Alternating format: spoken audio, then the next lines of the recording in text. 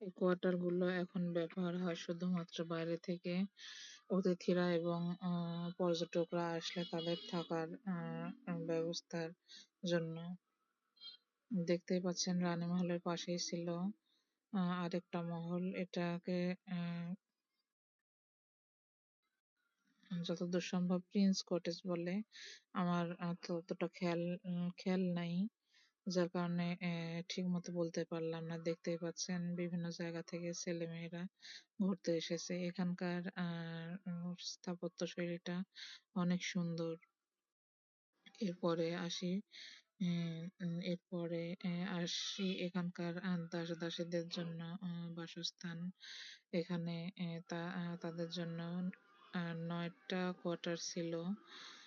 এখন অবশ্য এখানে বিভিন্ন ধরনের প্রাচীন জিনিসপত্র দিয়ে জাদুঘর হিসেবে ব্যবহার করা হয়। এখন সেখানে রক্ষণাবেক্ষণের কাজ চলছিল, আহ, যার কারণে এই পাশে আমরা ঢুকতে পারি না এবং সেখান থেকে ঘুরে চলে আসি। এর পাশেই ছিল ছোটখাটো একটা নলকূপ।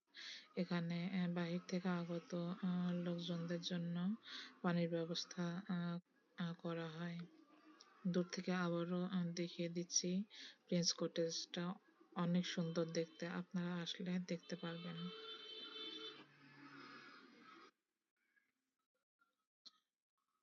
এখানে বিশাল বড় একটা আম গাছ ছিল, দেখতেই পাচ্ছেন। অনেক দর্শনার্থীরা ঘোরাফেরা করছে এবং মাঠের মধ্যেও বসে আছে।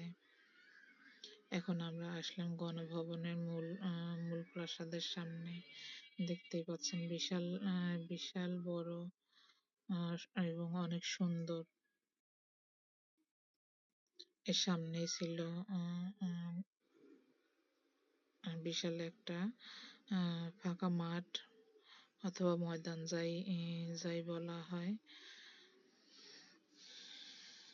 এখানে সামনে একটা বসার জন্য চেয়ার ছিল। এটা তৎকালীন সময়ে কলকাতা থেকে আনানো হয়েছিল।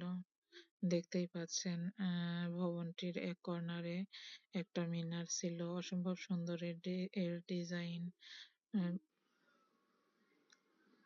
এর জানালার দরজাগুলো তখনকার আমলের নামি দামি কাঠ দিয়ে নির্মিত ছিল। এখানকার বিভিন্ন ধরনের দেয়ালে খোদাই করা এবং জানালা দরজাতে খোদাই করা বিভিন্ন ধরনের কাজ অসম্ভব সুন্দর। আপনারা আসলে দেখতে পারবেন। পুরো এরিয়া জুড়ে এখানে বিভিন্ন ধরনের ফলজ এবং বনজ গাছ ছিল। এখন আমরা আসছি রানীমহলের পেছন দরজায়। এটা ছিল রানীমহলের অন্দরমহলের পেছন দরজা এবং এর পাশেই ছিল রান্নাঘর।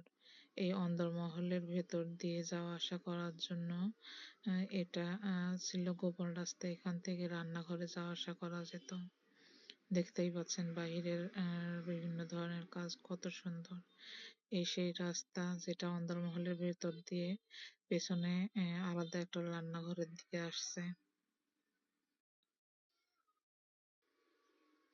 এখন এটা নেট এবং গ্রিল দিয়ে ভালোভাবে আগের মতো অবস্থায় রাখা হয়েছে। লোকজন আসলে